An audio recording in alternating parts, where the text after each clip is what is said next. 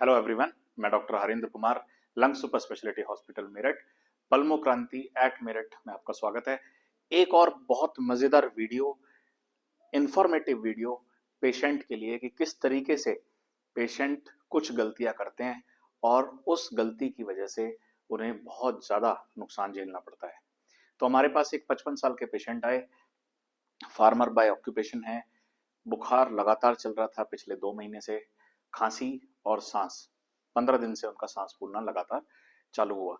तो ये एक्सरे था उनका। इस एक्सरे के आधार पे वो हमारे पास आए। हमने पेशेंट को बताया कि आपको छाती में पानी है राइट साइड पे।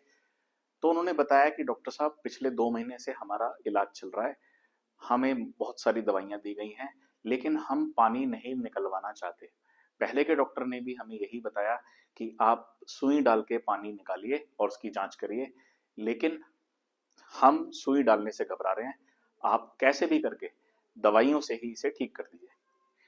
तो हमने उन्हें बताया आप एक काम करिए, पहले आप एक एक्सरे कराइए और एक्सरे करके फिर हम देखते हैं कि नेक्स्ट स्टेप हमें क्या लेना है।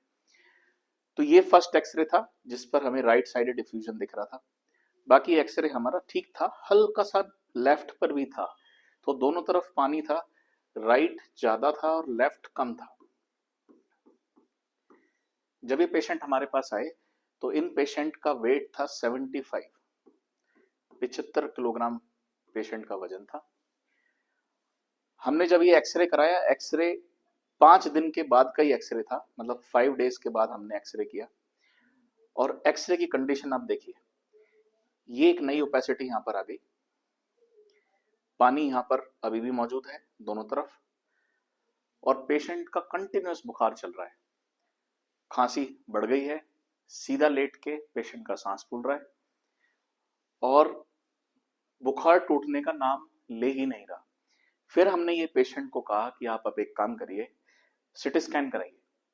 तो पेशेंट ने सिटी स्कैन कराया और सिटी स्कैन में जो हमें एक्सरे में दिख रहा है वही फाइंडिंग मिली कि पहला राइट साइड पे पानी, लेफ्ट साइड पे भी पानी, प्लस यहां पर हम एक्सरे पे नहीं बता सकते, इनको मीडियास्टिनल लिम्फ नोड, मतलब फेफड़े के बाहर, सांस की नली के बाहर कुछ गांठें मिली जिनका साइज था 1.5 सेंटीमीटर।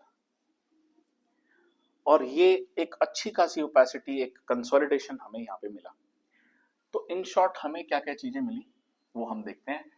तो सबसे पहले हमें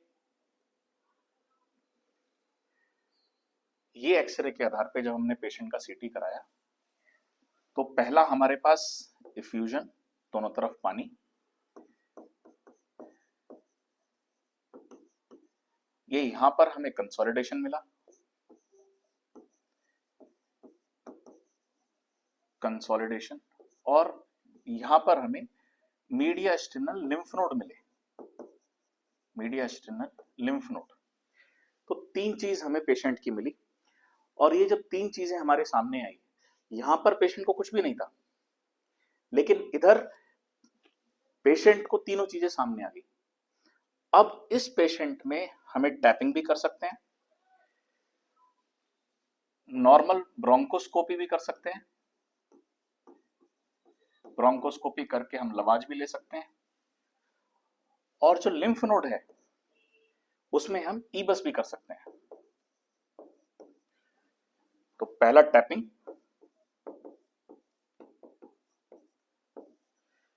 मतलब टैपिंग मतलब छाती से पानी निकालना, दूसरा ब्रोंकोस्कोपी, दूरबीन की जांच, और तीसरा ईबस। अब इन 3 प्रोसीजर से पेशेंट का डायग्नोसिस मिलेगा। यहां पर पेशेंट बोल रहे थे कि हम पानी नहीं निकलवाना चाहते, एक्सरे बिगड़ गया, कंडीशन बिगड़ गई। वही गलती हुई कि इनिशियली डायग्नोसिस नहीं मिला, जांच कराने से घबरा रहे थे। फिर हमने बताया देखो अब एक तो करना पड़ेगा, गांठें भी आ रही है, गांठ कुछ भी हो सकती है, टीबी भी हो सकता है, बैक्टीरियल की गांठें भी हो सकती हैं, कैंसर भी हो सकता है, प्लस निमोनिया भी है और पानी भी है। हमने ये पेशेंट का इको कराया, इको नॉर्मल आया, इको बिल्कुल नॉर्मल था। फिर पेशेंट को काउंसिल किया गया। अब इन तीनों में से हमें एक चीज चूज करनी है, स्टेप बाय स्टेप चलते हैं। तीनों भी साथ में कर सकते थे, बट पेशेंट फाइनेंशियली पुअर होने की वजह से वो कन्विंस हुए कि हम छाती से पानी निकलवा लेते हैं, वो ज्यादा हमें इजी रहेगा।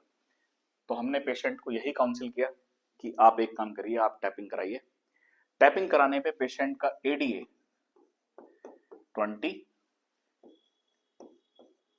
न्यूट्रोफिल ज्यादा थे, प्रीडोमिनेंट न्यूट्रोफिलिक था, लिम्फोसाइट नहीं थे। कल्चर जब हमने किया तो कल्चर करने पर हमें स्यूडोमोनास मिला, स्यूडोमोनास।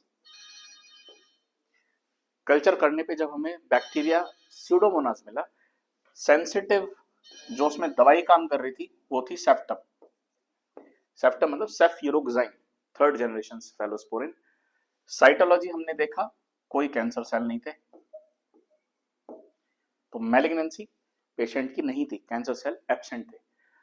अब पेशेंट का हमने इसी बेसिस पे ट्रीटमेंट स्टार्ट किया और बताया कि अगर आराम आ जाता है तो बहुत अच्छी बात है, नहीं तो हमें ईबस और ब्रोंकोस्कोपी करना पड़ेगा।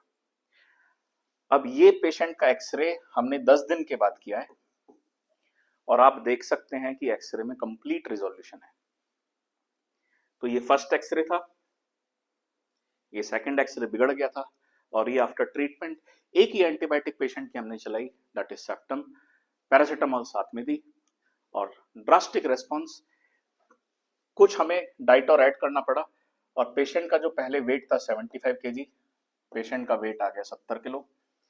दोनों तरफ का एफ्यूजन गायब हो गया, जो हमें यहाँ पे हेजीनेस दिख रही थी वो गायब हो गई, और पेशेंट का फीवर पिछले 10 दिन से बिल्कुल भी नहीं है। तो ये होता है इन्वेस्टिगेशन बेस्ड ट्रीटमेंट। इस प्रेजेंटेशन से मेरा सिर्फ यही मैसेज है कि आप इमीडिएटली जांचों पे जरूर जाइए।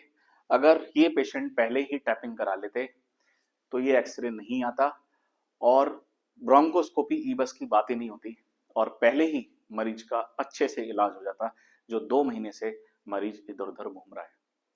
तो यही मेरा मैसेज है, इन्वेस्टिगेशन जरूर कराइए। डॉक्टर अगर आपको एडवाइस कर रहे हैं, आप उसे गलत मत लीजिए, वो सिर्फ और सिर्फ आपके बेनिफिट के लिए है। Thank you.